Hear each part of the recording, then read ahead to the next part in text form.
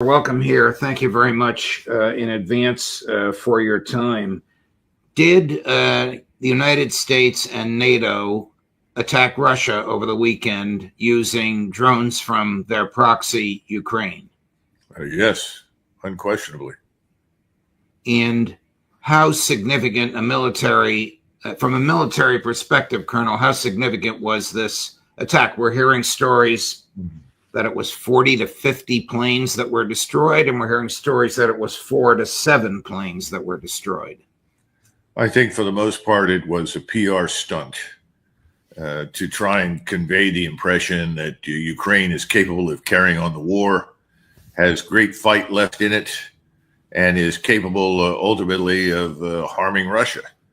I don't think the harm was very great. I think it's grossly exaggerated in the West. Anything you hear from the Western outlets, BBC, or any of the mainstream in the United States are probably untrue, or at least grossly exaggerated.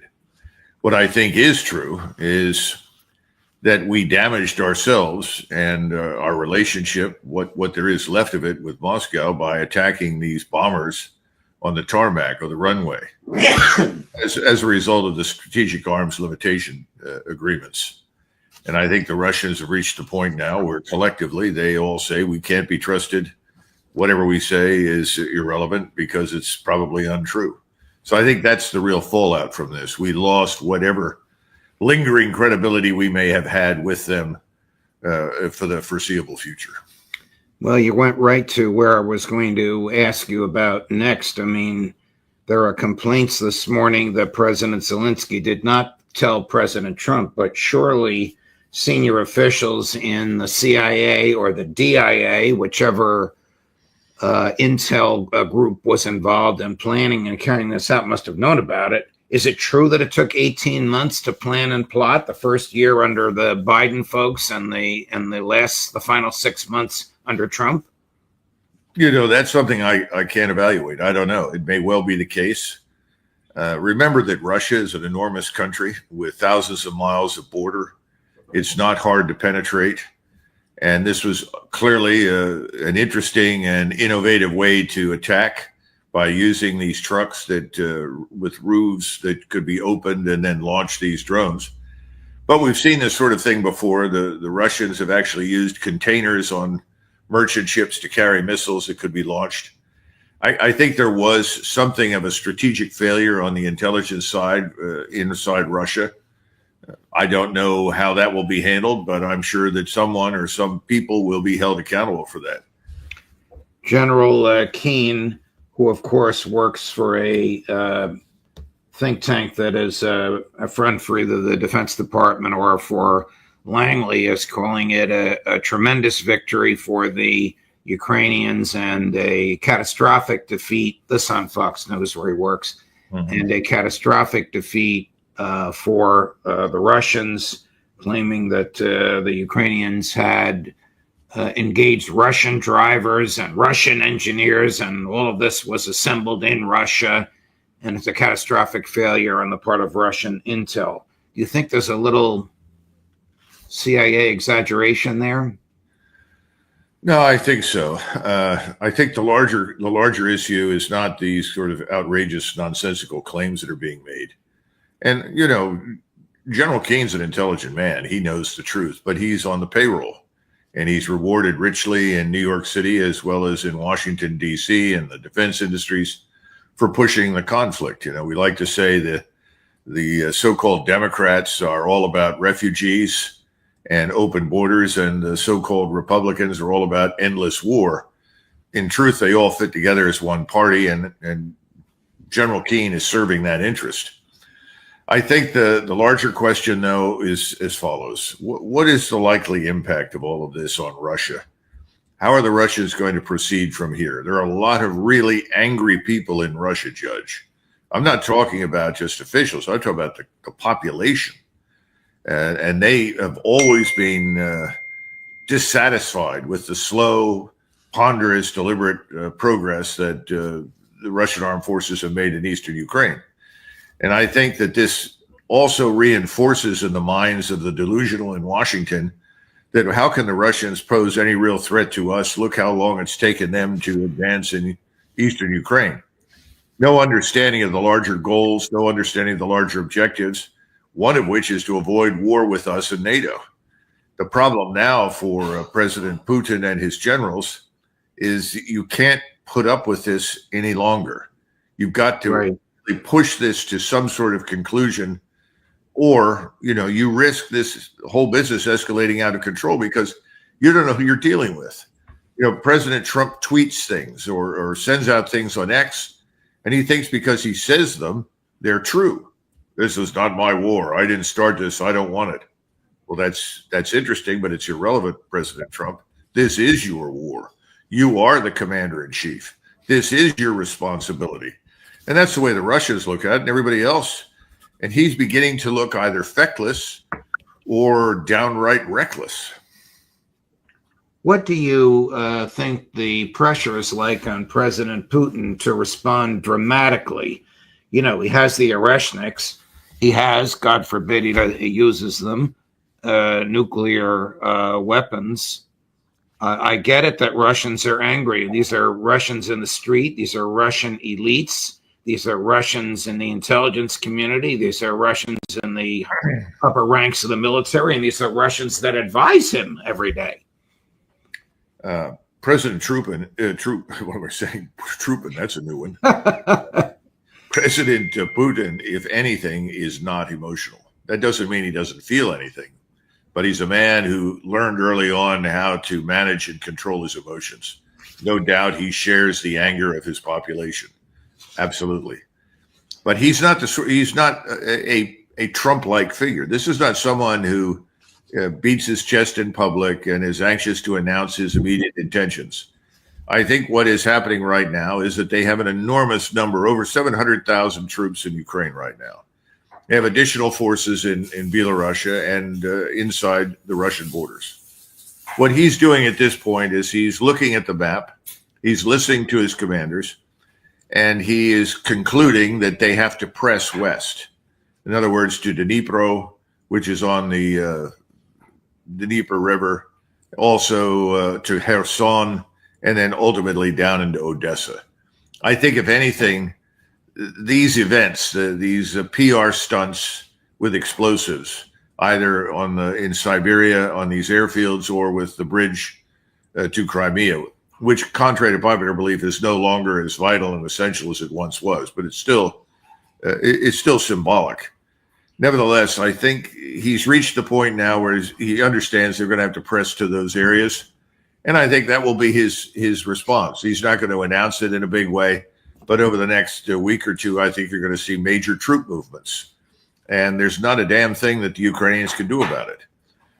Does the nature of this attack, with the drones being smuggled into Russia and set off from within Russia, bear the earmarks of Mossad? Does it remind you of the exploding pagers? Well, keep in mind that there are many Mossad agents inside Ukraine. They've been involved for some time now. Reports came in early on within the first couple of years of Mossad officers who spoke perfect Ukrainian, fluent Ukrainian, in Ukrainian uniform, directing operations, running replacement operations, and so forth. So they've been involved from the beginning. And keep in mind that the CIA and MI6 in Great Britain and Mossad are all joined at the hip. After all, their cooperation made possible the removal of Assad. Obviously, the Turkish president Erdogan had the critical role to play because he had most of the power in Syria. But nevertheless, they were instrumental, and now they're instrumental in integrating the former ISIS and Al-Qaeda elements into this new permanent Syrian army. So they're all over. They're involved. If you begin asking, well, how much were they involved? Then we're in the game of speculation. Right. I have no idea, but they're involved. But is it understood from your perspective that CIA, MI6, Mossad, and I forget the initials, forgive me, the Ukrainian intel work together Yes, SBU, which is or the initials that you're talking about, they're very definitely not just integrated, they're heavily dependent upon it. I mean, again, who's going to provide them with the intelligence, surveillance, reconnaissance capabilities and the resulting intelligence that flows from that? Well, we're the principal source. This is the problem with President Trump standing up there and saying, I don't want this, and I've tried to end it, and I don't want any part of this. Well, that's fine, Mr. President, but you're ultimately responsible for all of it now. And no one is going to believe anything you say unless you act decisively to disengage from this. And thus far, we found out that President Trump isn't willing to do anything to fundamentally change what Biden and his administration did. I'm just wondering now, if the CIA's involvement was integral, wouldn't they have had an obligation to, under the law, get a presidential finding before they could do this? Stated differently, did Donald Trump know about this ahead of time? Well, in theory, you're right. And there may be a finding left over from the previous president that they'll refer to. As far as President Trump is concerned, this is not someone who is detail oriented. This is not someone who sits down and studies reports. This is not someone who sits through lengthy briefings and asks hard questions. We had this recent incident where 4 American soldiers were returned. Their remains were returned to the United States from Lithuania. The Lithuanians provided them with almost a state funeral. They arrived at Dover Air Force Base, and there was no president of the United States to greet them. Now, technically, he doesn't have to be there. And he sent Mr. Hegseth, the current Secretary of Defense, to go receive these. But people remember vividly Ronald Reagan receiving these bodies after the Beirut bombing. That has been imprinted on the American mind like nothing else. And there was an expectation that the loss of these men's lives would be noted publicly by the president in a dramatic way. It didn't happen. Instead, he went to a golfing tournament sponsored by the Saudis. I don't think there's a lot of self-awareness with President Trump. I don't think he grasps the dangers that are involved. And so the only thing I can tell you is that he may well not have known, and he may have simply waved it off and said, yeah, that's fine, whatever, and gone on with the rest of his day. That sounds callous, but I don't think it's unrealistic. And I wonder what happens when he and President Putin speak again. Hey, Donald, your guys tried to destroy a good chunk of my military, and you didn't know about it? Come on. I think President Putin will be, as always, polite, but pay absolutely no attention to anything President Trump says. Remember, President Trump, I'm trying to turn Putin into Trupin again. Yeah. President Putin has said on more than one occasion that he's dealt with several presidents, Judge. Right. And he discovered that it really didn't make a great deal of difference what they said or what they insisted were their intentions, that ultimately there was another power in Washington. And that power was making the decisions. And so the presidents themselves didn't turn out to be very influential. In Russia, the president of Russia has enormous power and authority. And if he says something, it happens. If he says it's not going to happen, it won't. So for the Russians right now, this whole business is hard to grasp. And they'll continue to be polite because that's their nature. But they're going to press on and do whatever they think they have to secure their borders and their country. Let me switch gears, if I might. You mentioned Secretary Hegseth. I think he's been, you may disagree with me, saber rattling over China lately. Is something happening over there, or is this just a diversion?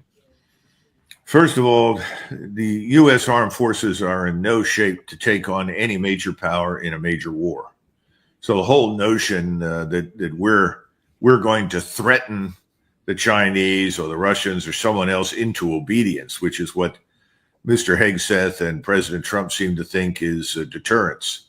In other words, the notion that we can bully people into submission is nonsense.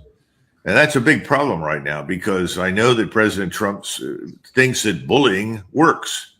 Well, it may work on the Panamanians. I don't know. It may work on, people in Central Africa, but it's not going to work in Asia. It's not going to work in Europe. Certainly not going to work anymore in the Middle East. So I think that's part of the problem. The second thing is This is absurd if you stop and look at it on its face. We've done everything in our power with these tariffs, not only to try and harm China, Russia, and Iran and other states. We've harmed our allies, our friends, people who are friendly to us. We have made a mess of the world right now.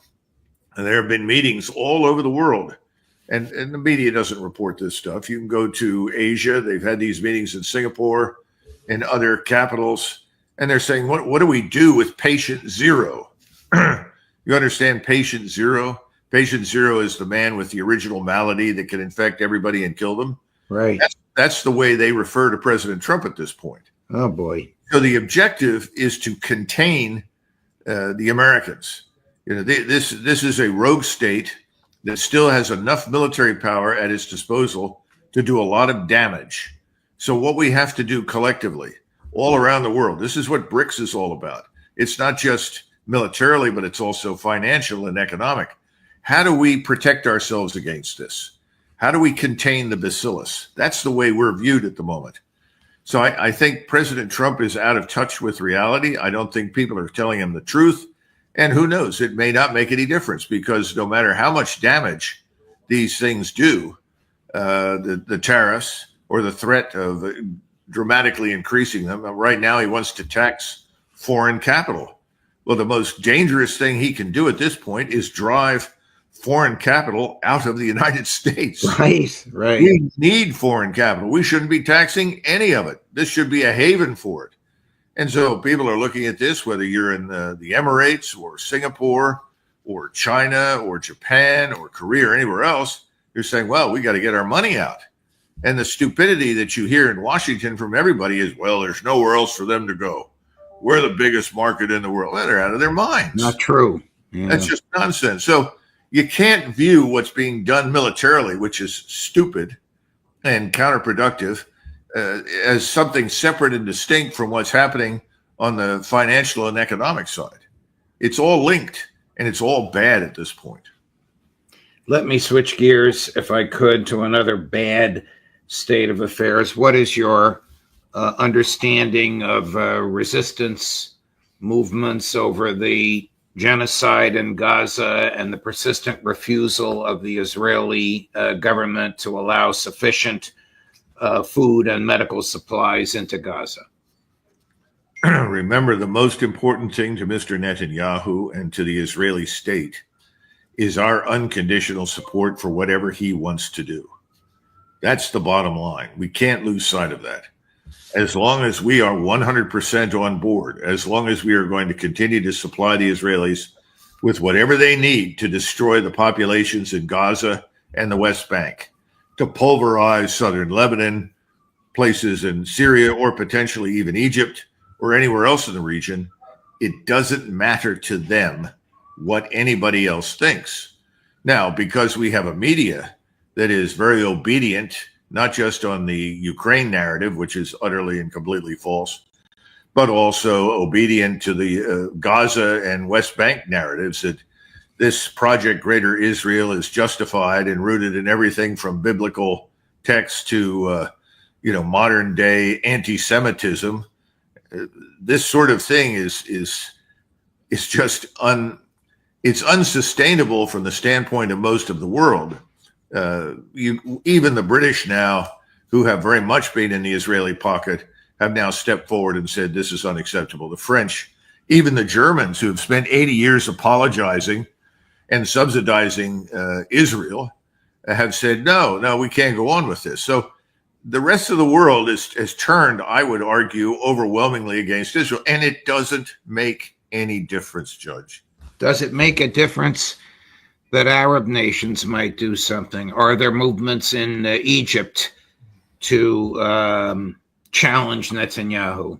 Well, you have this march on Gaza that people are trying to organize in Egypt, where they hope they can get hundreds of thousands of people to walk across the Sinai towards Gaza to the Rafah gate and demand that it be open and people there be fed and so forth. If you're an Israeli, given their mentality and what they're doing and the military power at their disposal right now that they can use with impunity, that's laughable. Nobody cares. They could care less. Go ahead, march across the Sinai. If you're going to deal with Israel, I think everyone in the world has discovered there's only one way to deal with them, and that is the way they deal with everybody else. The problem with that at this point is us. Everyone is prepared to go after Israel. Let's not kid ourselves at this point. The Israelis have made themselves about as popular as the plague. But as long as we stand with the Israelis, people are going to shy away from that. Now, how long will that last? We don't know. We just don't know. But we know that the Israelis are in charge, and the rest of the world knows that. We have not only no strategy, no plan, no attainable objectives that conform to what we would call the American strategic interest. That doesn't exist. Everything's impulse with President Trump from day to day. But his impulses are not even that important. What's important is that if you sit down, you're the president of the United States, you say, how many senators or congressmen do I have to pass this particular legislation? And you find out that President Netanyahu or Prime Minister Netanyahu controls more senators and more congressmen than the president does. Well, I think that about sums it up. Wow. And right now, that's the fact.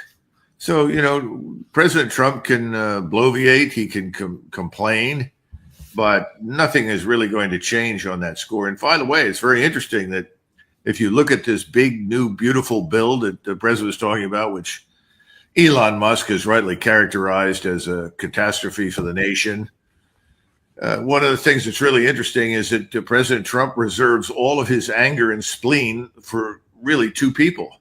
One is Senator Rand Paul in Kentucky, and the other is Thomas Massie from Kentucky. So I imagine the anti-Semitic task force will descend on Kentucky in the near future and begin mass arrests. Well, I'm just kidding, obviously. Yeah, no, I understand. I understand exactly what you mean. I appreciate that analysis. Would hundreds of thousands of Egyptians marching across the Sinai put pressure on General al-Sisi or not? Only to provide sufficient water and transportation and medical support to avoid large numbers of people dying. Otherwise, I would say in the immediate sense, no. The army is already anxious to fight. That is the Egyptian force. The nation is anxious to fight. General Sisi, as I've tried to say earlier, doesn't want a fight that will involve us. I mean, his nightmare is if I attack the Israelis for what they're doing in Gaza, all sorts of terrible things could happen to us in Egypt. And we have no means of protecting ourselves against an American military offensive action against us. Now, he's had conversations with Mr. Erdogan. He's had long and detailed conversations and discussions with Tehran. He talks at great length with MBS in Saudi Arabia. So he's preparing for the worst case scenario. I think in his mind, eventually a war is coming and he's going to have to deal with it. He won't be able to avoid it, but he's not going to act prematurely to bring it on. And again, the thing that we don't have, and I think Ambassador Freeman has been on to talk about this and others, we have an acute lack of executive competence. When you look at the people that have been picked for the administration to do things, these aren't experienced, thoughtful people. They are not supported by large numbers of old hands, people that know what they're doing. I'm not saying that the last administration was better. They weren't. They set the tone and the stage for everything that's happening now. The great tragedy is very little has changed since President Trump took power. But President Trump is focused on optics. It's back to what I said before about X. Sends out a statement on X and he says, this is not my war. I don't like it. He thinks that now is concrete, that something emerges from it. I don't think he understands that saying these things and getting something done and moving something in a different direction are very different. So there is no executive competence with this administration. So I don't know what happens. And I think that's why we're increasingly treated as patient zero. Everybody is equally alarmed, but also confused. Thank you for all this, Colonel. Thank you for your analysis on all of these issues. As unpleasant as it is, you are a breath of fresh air because of your ability to bore in and get through the PR fog. Thank you again, my dear friend. Look forward to seeing you next week. Sure. See you next week. Thanks, Judge. Okay. Thank you.